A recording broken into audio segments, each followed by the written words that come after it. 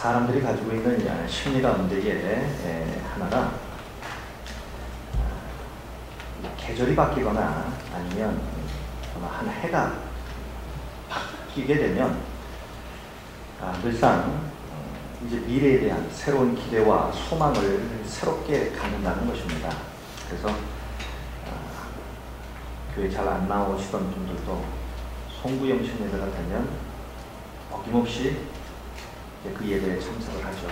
한 해를 보내고 새로운 기대로 새로운 한 해를 맞이하려는 그러한 마음에서 그 예배에 이제 참석을 하게 되죠.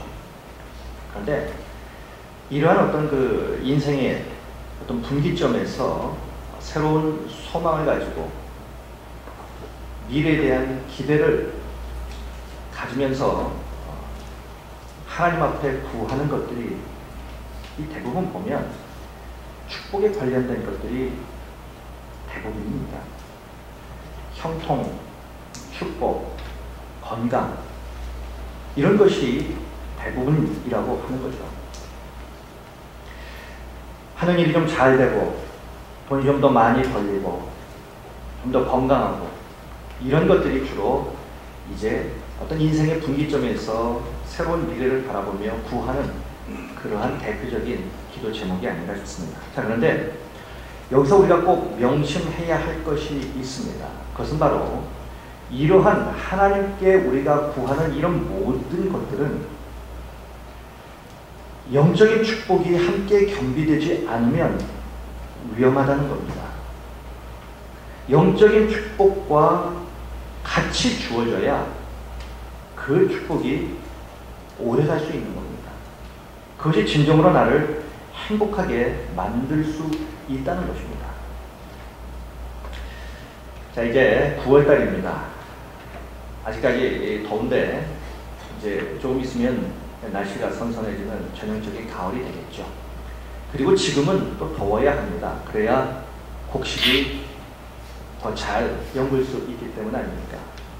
자, 이제 무언가를 결실하는 계절, 이제 가을을 눈앞에 두고 우리 성도님들의 삶에서 하나님께서 베풀어 주시는 이 축복의 지경이 더욱더 넓어지시는 은혜가 있기를 간절히 소망해 봅니다.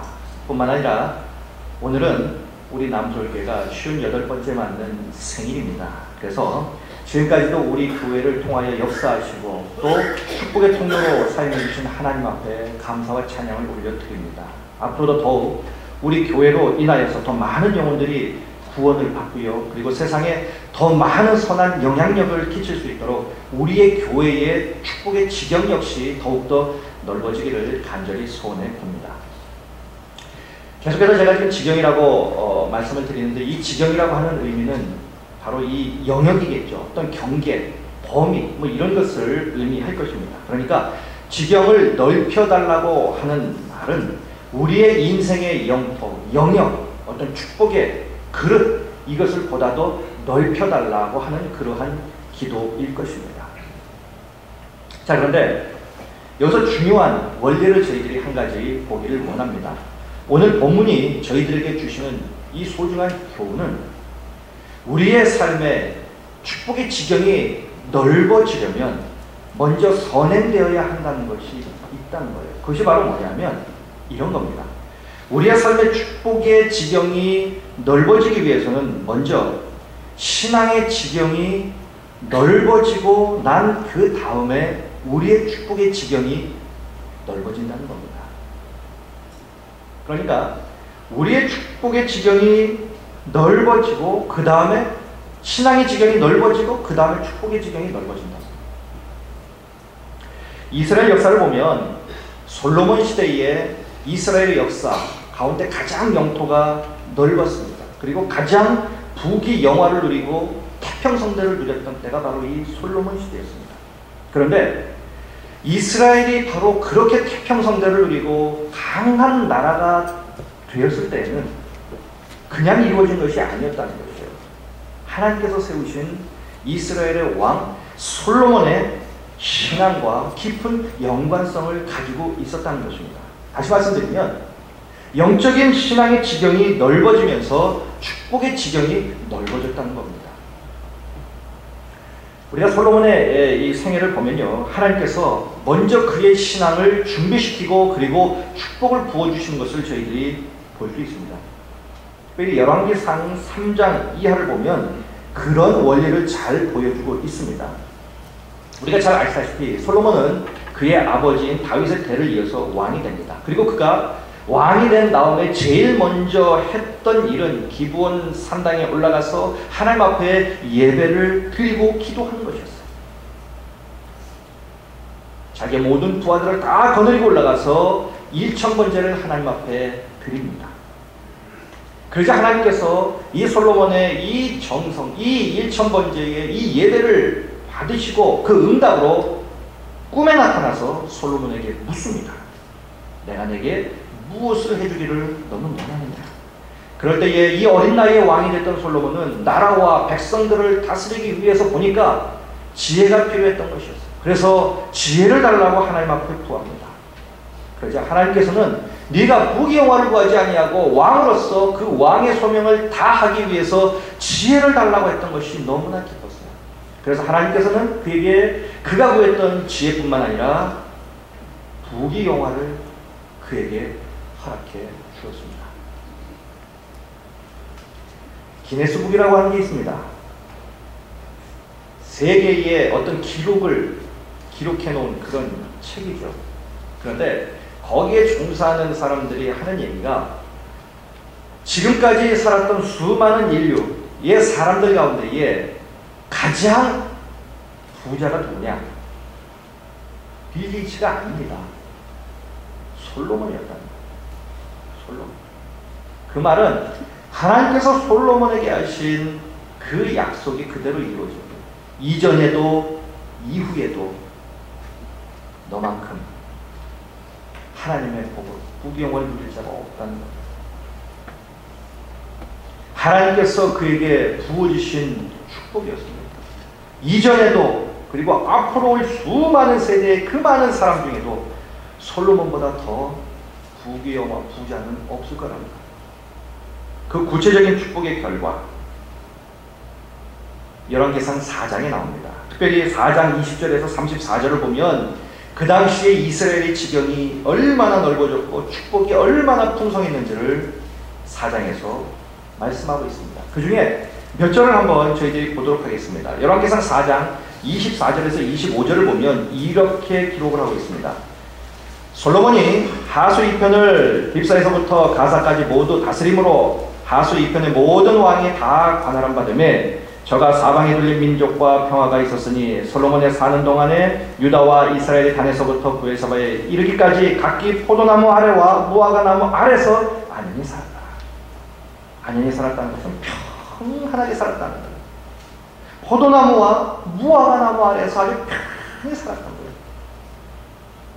태평성대를 지금 묘사하고 있는 겁니다. 얼마나 하나님께서 솔로몬을 통하여 그 나라에 복을 줬으면 모든 백성들이 다 과실나무 밑에서 편히 태평성대를 누립니다.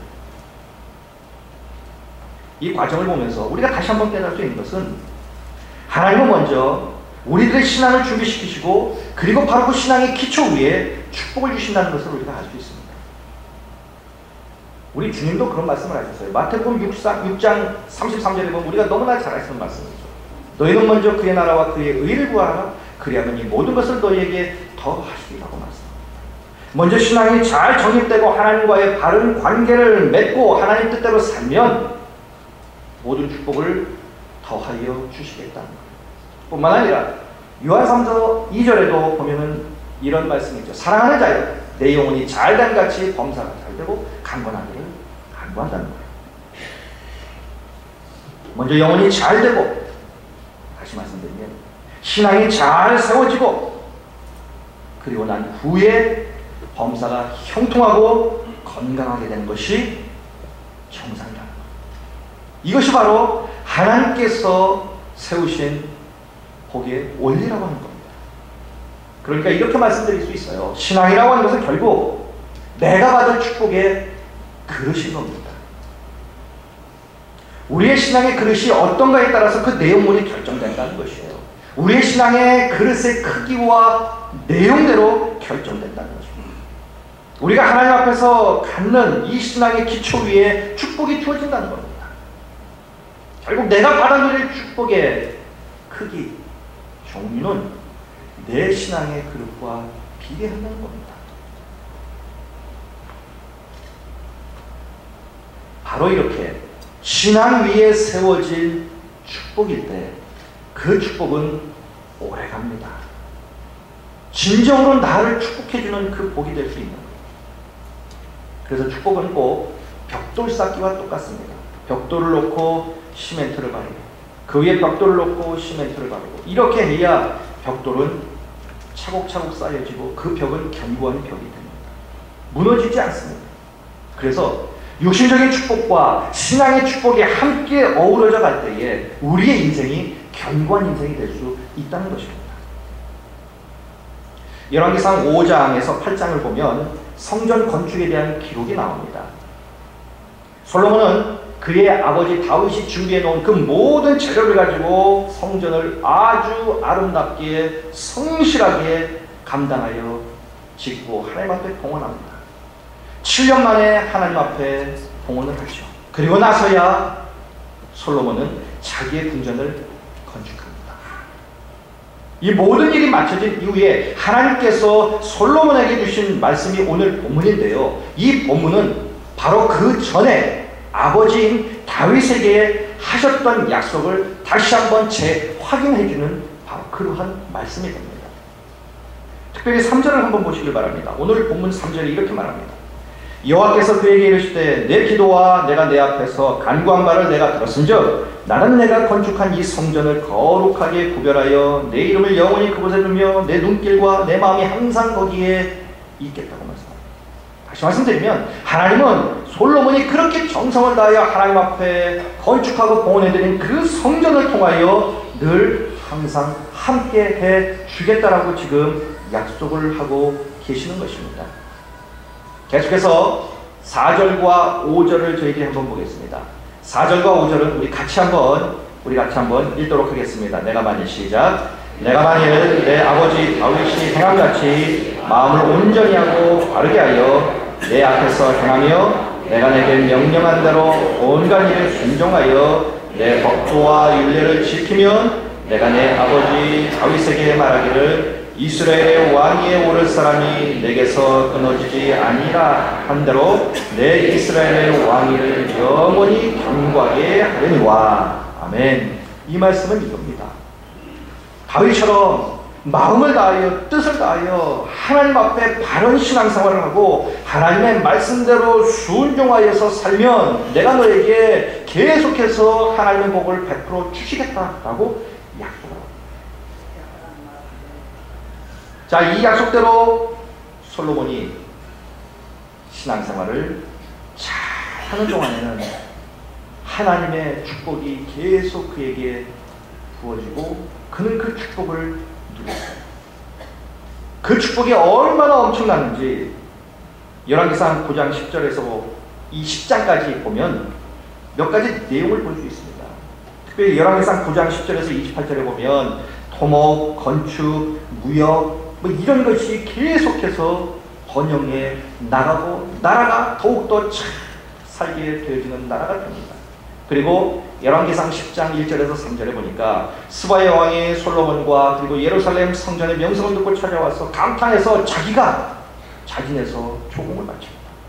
그리고 10장 14절에서 29절에 보니까 왕궁의 세수와 각국에서 보내오는 조공 군비가 증강해서 나라가 점점점 부강하게 됩니다. 이러한 모든 번영과 축복의 배경은 바로 솔로몬의 신앙이었다는 겁니다. 그래서 열왕기상 오늘 본문 그 뒤쪽에 보면 9장 25절에 보면 이런 말씀이 있습니다. 솔로몬이 여호와를 위하여 쌓은 단 위에 해마다 3번씩 번제와 감사의 제물을 드리고 또 여호와 앞에 있는 제단에 분향하니라. 솔로몬이 늘 하나님 앞에서 바른 신앙으로 바르게 서 있을 때 하나님이 계속해서 그에게 축복을 부어 주시되 엄청난 하나님의 복으로 채워주신 것을 우리는 볼 수 있습니다. 자, 그렇다면 우리 역시 우리의 인생의 축복의 지경이 넓어지기를 소원하신다면 먼저 우리의 신앙의 지경을 넓히셔야 한다는 것입니다. 신앙의 지경이 넓어지지 않으면 하나님께서 축복의 지경을 넓혀 주시지도 않겠지만 설사 그렇게 해 주신다 하더라도 그것은 진정한 복이 못 된다는 겁니다. 사상누각이라는 것입니다. 언젠가는 무너지고 만나는 거예요. 그렇기 때문에 나의 신앙의 지경을 어떻게 넓힌 것인가를 생각하고 우리가 구체적으로 결단할 필요가 있다는 것입니다. 우리가 사실 그렇습니다. 축복을 받는 것도 중요하지만 중요한 사실은 지키는 것이 중요합니다. 사람들이 그래요. 하나님의 복을 달라고 매달려 기도는 합니다. 그런데 주시고 나면 어떻습니까? 태도가 돌변합니다. 그러한 일이 우리의 삶에 일어나지 않도록 하기 위해서 내 신앙의 지경을 어떻게 넓힌 것인가를 우리는 구체적으로 생각하고 또 결단할 필요가 있습니다. 말씀을 보는 시간을 좀 더 많이 가지시면 어떨까요? 교회에 한 분이라도 더 나오시기 바랍니다. 그리고 주님의 몸이 교회의 영광과 교회의 부흥을 위해서 꼭 필요한 분들이 되시기를 바랍니다. 그리고 예배에는 꼭 성공하는 삶을 사시기를 바랍니다. 뿐만 아니라 기도의 삶을 사시기 바랍니다. 기도는 하나님과 나를 연결하는 연결선이에요. 하나님과 연결이 되어 있으면 하나님의 것을 내가 공급받으며 살 수 있습니다. 우리가 너무나도 잘 아시다시피 요한복음 15장은 그것을 우리에게 말합니다. 가느다란 포도나무 줄기에서 그 탐스러운 열매가 맺기 위해선 가지는 분명 줄기에 붙어 있어야 하는 거예요. 아무리 굵은 나무여도, 아무리 가지가 많은 나무여도, 잎이 많은 나무여도 가지가 거기에 붙어 있지 않으면 아무런 열매도 맺을 수가 없습니다. 우리가 예수 그리스도에게 붙어 있어서 기도를 통하여 그분과 나가 항상 연결이 되어 있다면 우리는 분명 하나님의 것을 내 것으로 누리는 그러한 복을 우리는 누릴 수 있게 되는 겁니다. 그런데 바로 이 하나님과 나를 연결하는 이 연결선에 문제가 생기면 축복의 누수 현상이 일어납니다. 여러분 어떻습니까? 새벽부터 밤늦게까지 우리가 일 안 하는 건 아니죠. 얼마나 열심히 일하십니까? 그런데 문제는 그 열심이 내 삶에 그대로 열매로 나타나지 않는다는 것이 문제입니다. 그래서 예레미야서 2장 13절은 이렇게 말합니다. 내 백성이 두 가지 악을 행하였나니 곧 그들이 생수의 근원되는 나를 버린 것과 스스로 웅덩이를 판 것인데 그것은 그 물을 가두지 못할 터진 웅덩이에요. 웅덩이에 물을 계속 갖다 붓습니다. 그런데 이 웅덩이가 차지를 않는 거예요. 알고 보니 그 웅덩이는 터졌어요. 터졌습니다. 터진 웅덩이에는 아무리 물을 부어도 물이 차지 않습니다. 어디로 갔는지 물이 다 빠져나가 버리고 말아요. 새벽부터 밤늦게까지 아무리 우리가 손발이 부르트도록 일을 해도 그것이 축복으로 나에게 돌아오지 않는 이유는 무언가 내 인생에 지금 터진 게 있는 거예요. 터진 게 있는 거예요. 신앙의 그릇이 터진 거예요. 내 믿음의 그릇이 터진 거예요. 무언가 내 신앙에 지금 문제가 생겨서 터졌어요. 분명한 사실은 우리는 우리의 노력만 가지고 살 수 없습니다. 내 노력만 가지고 살 수만 있다면 부자 안 될 사람 누가 있겠어요?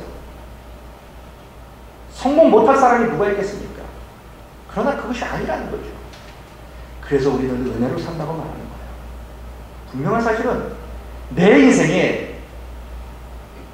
이 은혜의 웅덩이가 뭔가 터져버리면 헛수고가 된다는 거예요. 하나님을 찾지 않고 자기 힘과 재주만 믿다가 터진 웅덩이나 파게 된다는 그런 인생이 많다는 거예요. 우리의 모든 노력이 다 헛수고가 되는 그런 인생들이 있다는 겁니다. 그렇기 때문에 기도가 중요합니다. 기도로 날마다 하나님을 바라보고 의지하심이 중요해요. 기도의 양을 늘려가는 것이 중요합니다. 축복의 분량이 많아질수록 기도의 분량도 많아져야 합니다. 이 양자 간의 균형이 깨질 때에 우리의 삶에 문제가 생깁니다. 어떤 문제가 생기냐? 축복의 그릇은 이만큼 커졌는데 거기에 따른 기도와 신앙생활이 따라주지 않으면 그 물질은 오히려 우리에게 나쁜 일을 하도록 만듭니다. 차라리 그 사람에게는 그 물질이 없는 것이 하나님 앞에 오히려 바로 쓰는 길이에요. 하나님이 우리에게 주실 때는 축복으로 주셨어요.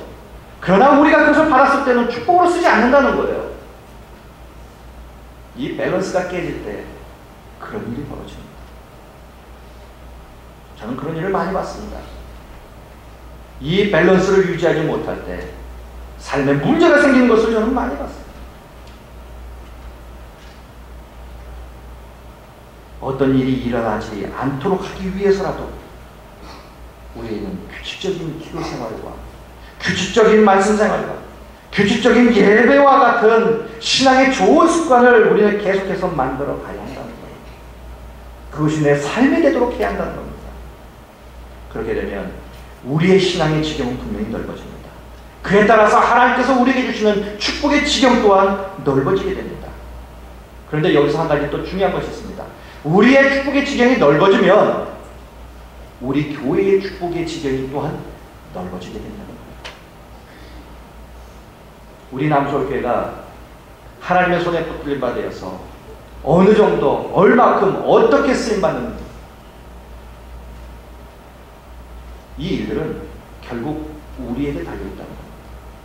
사랑하는 성도 여러분, 여러분들의 신앙의 축복이 넓어지길 축원드리겠습니다. 그래서 여러분들의 축복의 지경이 더욱더 넓어지길 축원드리겠습니다.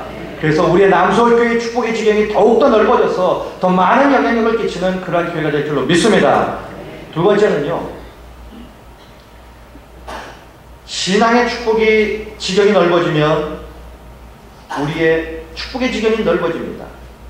그런데 여기서 그치지 아니하고 우리가 축복을 받은 이후에 하나님께서 우리에게 주신 사명을 위해 내가 받은 축복을 그 사명을 위해 사용할 때에 우리의 축복의 지경은 계속해서 넓어진다는 겁니다.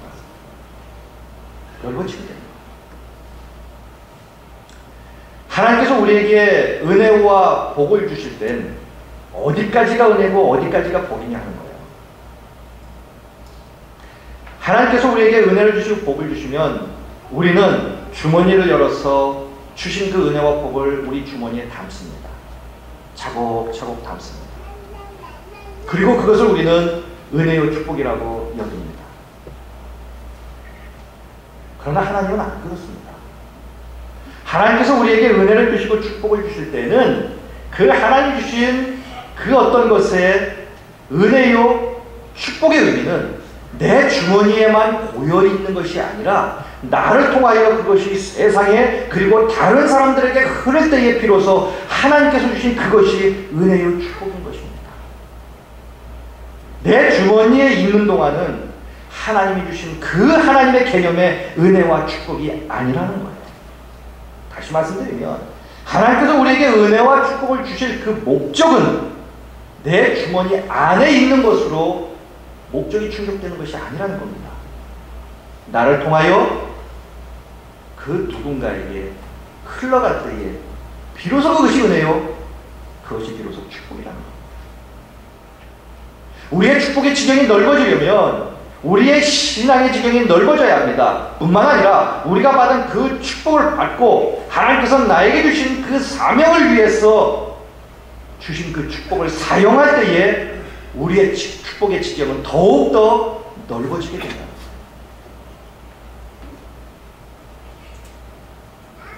이것이 하나님의 원리입니다. 이것이 하나님의 원리. 이것이 솔로몬의 비극이기도 했습니다. 솔로몬은 처음에는 정말 하나님 앞에 바른 신앙으로 섰습니다. 그러자 하나님께서 그에게 전무후무한 하나님의 복으로 부어주셨어요. 그런데 그 복을 받고 난 이후가 문제였다는 거예요. 그는 실수를 합니다. 신앙을 버립니다. 하나님을 떠나게 됩니다. 그 나라를 자기가 세운 것으로 여깁니다. 그때부터 솔로몬과 그 나라의 비극이 오기 시작합니다. 우리가 신앙생활하면서 정말 조심해야 할 것이 있습니다. 그것은요, 내가 축복을 구하는 그때보다 하나님이 주신 그 이후를 더 조심해야 합니다. 고통을 당할 때보다 더 위험한 때는 우리가 형통할 때가 더 위험하다는 거예요.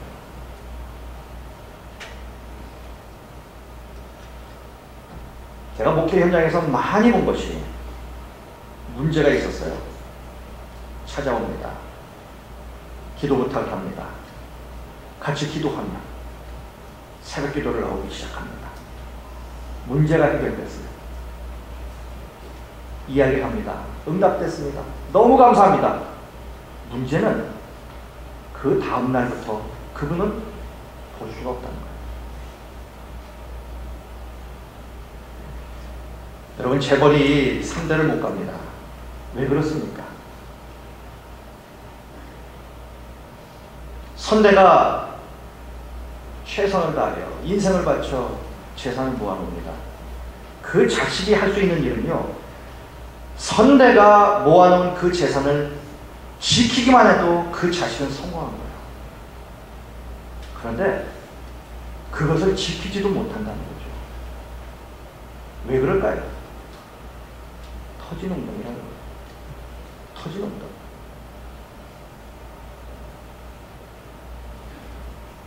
하나님이 나를 긍휼히 여기셔서 나에게 복을 주셨습니다. 응답을 주셨어요. 길을 열어주셨습니다. 그때부터인 거예요. 내 축복의 역사는 그때부터인 겁니다. 끝난 것이 아니라 그때부터 시작이라는 거예요. 그때부터 그것을 통하여 하나님께서 어떻게 일하시는 것을 내가 받은 그 축복을 통하여 내가 경험하는 거예요. 이것이 은혜입니다.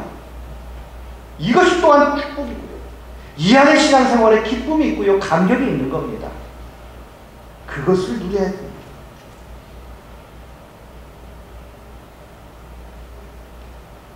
사람은 교만하기 때문에 풍요롭고 형통하면 다 자기가 잘해서 그런 줄 알고 착각합니다.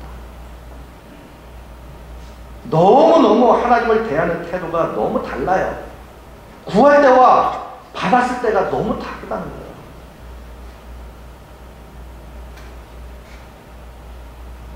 이렇게 되면 결국 터진 웅덩이가 되는 거예요. 받은 것도 지킬 수가 없게 되는 거예요. 그래서 잠언서 16장 18절을 이렇게 말합니다. 교만은 패망의 선봉이요 거만한 마음은 넘어짐의 악작이라는 거예요. 여러분, 감사가 무엇입니까? 감사는 하나님께서 주신 것을 주셨다고 인정하는 것이 감사예요. 그런데 그거조차 인정을 안 하거든요, 사람들은. 하나님이 주신 것을 하나님이 주셨다고 인정하는 것이 감사입니다. 인정하며 사셔야 돼요. 그렇지 않으면 넘어집니다. 인생의 웅덩이가 터져요. 그래서 바울은 경고합니다. 고린도전서 10장 12절에서 그런즉 선줄로 생각하는 자는 넘어질까 조심하라. 솔로몬이 신앙생활을 잘하는 동안에는 계속해서 축복의 지경이 넓어졌어요. 그리고 그 후에는 신앙이 변질됩니다. 타락하기 시작합니다. 신앙이 건강하면 하나님의 복을 은혜로 알고 감사할 줄 알아요. 겸손해야 할 줄 압니다. 주신 것에 대해서 두렵고 떨림으로 그것을 하나님을 위해서 어떻게 쓸 것인가를 구하며 삽니다. 겸손한 자예요. 하나님이 주신 것이라고 인정하기 때문에 그래요. 하나님이 주신 것이기 때문에 하나님의 것으로 알고 그것을 인정하고 그렇게 살기 때문에 그렇게 합니다. 그런데 교만한 자는 그게 아니라는 거예요. 주신 그 이후로는 내 것이 됩니다. 하나님도 노타치예요. 그러니 감사가 사라지죠. 당연한 것입니다. 그러니 인생이 터진 웅덩이가 되어버리는 거예요. 하나님이 주신 그 은혜에 보답하는 마음으로 하나님의 사명에 헌신하는 것, 이것이 복을 받은 자가 마땅히 살아야 할 자연스러운 삶이에요. 신앙이 성숙해지면 당연히 그렇게 됩니다. 그러나 만약 그렇지 아니하고 사명에 헌신하지 않으면 신앙이 변질됐죠. 마치 고인물이 썩는 것처럼 그렇게 돼버립니다. 솔로몬을 보십시오. 하나님이 처음 주신 축복을 성전 건축을 위해서 드리고 헌신할 때는 문제가 없었어요. 그런데 성전 건축을 하고 난 이후에 더 큰 축복을 주실 때에 그때 그는 헌신하지 않으니까 신앙이 타락하게 됩니다. 열왕기상 11장 3절에 보니까 왕후가 700명, 첩이 300명, 도합 1000명을 거느리게 돼요. 이 사람들의 대부분이 다 이방 여인이에요. 이방 여인들이 솔로몬으로 시집오면서 1000명이나 되는 사람들이 시집오면서 자기네 나라에서 섬겼던 그 이방 신을 가지고 들어옵니다. 어떻게 되겠습니까? 왕궁 안에 1000명이 이방 신을 섬기는 사람들을 득실거립니다. 그 왕궁이 제대로 되겠습니까? 그 나라가 제대로 되겠어요? 나라가 타락할 수밖에 없는 거죠. 그 결과가 뭡니까? 열왕기상 11장 11절에 이렇게 말씀합니다. 내가 내 언약과 내가 내게 명령한 법도를 지키지 아니하였으니 내가 반드시 이 나라를 내게서 빼앗아 내 신하에게 주리라. 그대로 되잖아요. 나라가 두 쪽이 나잖아요. 남유다, 북이스라엘 두 쪽만 나잖아요. 그 많은 축복을 받으면 뭐합니까? 다 망가뜨리고 말하는데요. 비극이 온 겁니다. 그래서 우리가 분명히 알아야 될 것이 있습니다. 하나님께서 주시는 축복은 나 혼자서 누리라고 주시는 것이 아닙니다. 사명으로 주시는 거예요. 사명으로. 이것을 감당하는 것은 분명 부담입니다. 하나님의 사명에 대한 헌신의 명령이기 때문에 그래요. 더 많이 받은 사람은 더 많이 하라고 주신 거고요. 좀 적게 주신 분은 그만큼만 해도 된다고 주시는 거예요. 특별히 하나님께서 당신의 독생자 예수 그리스도를 희생시키셔서까지 이 땅에 세우신 주님의 몸인 교회를 세워나가고 교회의 영광과 부흥을 위해서 사용하라고 주신 것이 바로 축복이에요. 이것이 우리의 사명입니다. 분명 부담이에요. 그러나 교회를 위해 쓰임받는 그 축복의 부담은 또 다른 축복의 열매를 낳게 된다는 것을 우리는 꼭 기억해야만 합니다. 사람의 계산은요, 은행에 모아둘 때에 더 많은 것을 누린다라고 생각합니다. 그러나 하나님의 원리는 그러지 않아요. 하나님은 당신께서 우리에게 주신 그 축복을 흘려보낼 때에, 세상으로 다른 사람에게 교회로 흘려보낼 때에 더 많은 것으로 채워주시는 것이 하나님의 원리입니다. 우리 그리스도인들이 누굽니까? 하나님의 원리대로 사는 자들 아니겠어요? 그렇게 살아야 된다는 겁니다. 그래야 더 많은 축복의 지경이 넓어지게 된다는 겁니다. 그렇게 사랑하는 성도 여러분, 하나님으로부터 더욱 풍성한 복을 받아 누리시기 바랍니다. 건강의 축복도 받아 누리시기 바랍니다. 그래서요, 그 건강 가지고 받은 바그 풍성한 축복을 가지고 신앙생활 잘 하시고 주의 일에 더욱더 힘드시기 바랍니다. 교회를 세워나가시는 일에 일익을 감당해 주시길 바랍니다. 하나님은 교회를 사랑하십니다. 왜냐하면 교회는 주님의 몸이기 때문에 그렇습니다. 그러기에 주님의 몸인 교회를 사랑하고 주님의 몸인 교회를 위해 헌신하는 자들을 하나님은 가장 기뻐하시는 거예요. 하나님께서 기뻐하시는 일에 헌신하는 일이야말로 하나님의 복 주시는 가장 최고의 지름길이 아니겠습니까? 하나님을 기쁘시게 한번 해드려 보세요. 하나님께서 우리를 위하여 무엇을 못해 주실까? 그 중에서 교회를 사랑하는 일, 교회를 세워나가는 일, 교회를 섬겨나가는 일, 이것을 하나님의 가장 기뻐하십니다. 그래서 교회를 사랑하십시오. 교회를 유익하게 하십시오. 교회를 통해 하나님의 복을 받아 누리려고 하십시오. 그렇게 되면 하나님은 분명히 교회를 위해 헌신하는 자들에게 교회를 통해 더 풍성한 하나님의 복을 주심으로 축복의 지경을 더 넓혀 주실 줄로 믿습니다. 그리고 받은 바 그 축복을 다시 하나님과 교회를 위해 복음의 역사를 위해 사용할 때 또 다른 축복의 열매를 맺는 선순환의 은혜가 우리의 삶에 넘치게 될 줄로 믿습니다. 이것이 이 땅에서 그리스도인으로 우리가 받아 누려야 할 진정한 하나님의 복이라는 것입니다.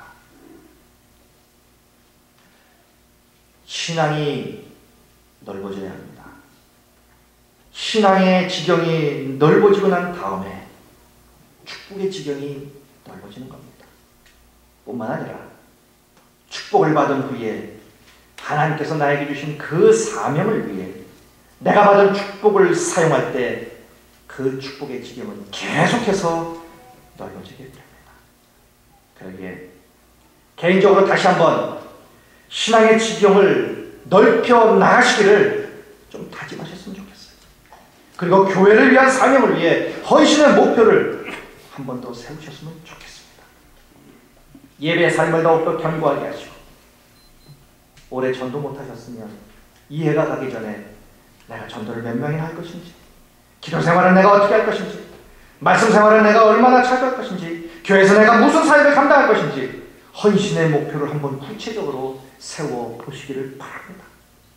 조금씩 늘려서라도 그러한 삶을 좀 살아보시기를 바랍니다. 그렇게만 된다면 우리 모두는 더 넓은 축복의 지경의 주인공들이 다 될 줄로 믿습니다. 그리고 우리를 통하여 남서울교회의 축복의 지경 역시 더욱더 넓어지는 역사가 있게 될 줄로 믿습니다.